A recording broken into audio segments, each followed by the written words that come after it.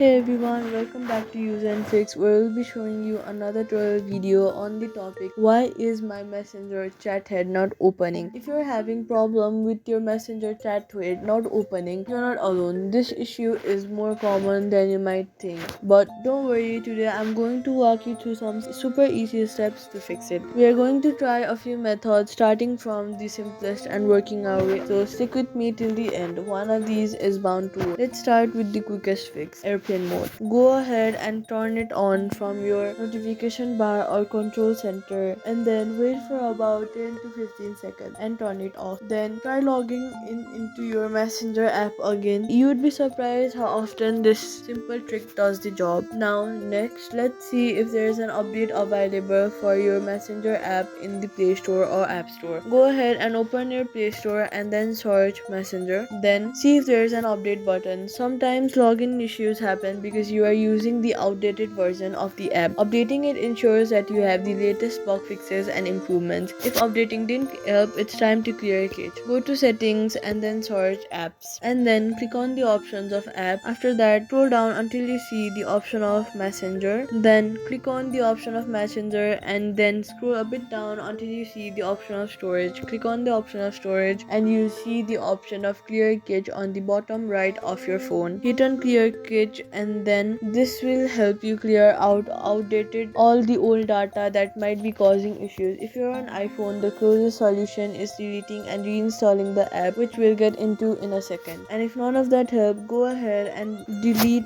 and reinstall the app from your phone and then reinstall with all the latest files and settings. In many cases, this is the final fix that solves trouble login problems. And there you go. One of these methods would have helped you get into your messenger account. And if it did, let me know in the comments and give this video a thumbs up to help others too. And if you like simple tech fixes like this, consider subscribing for more and then I'll see you in the next one.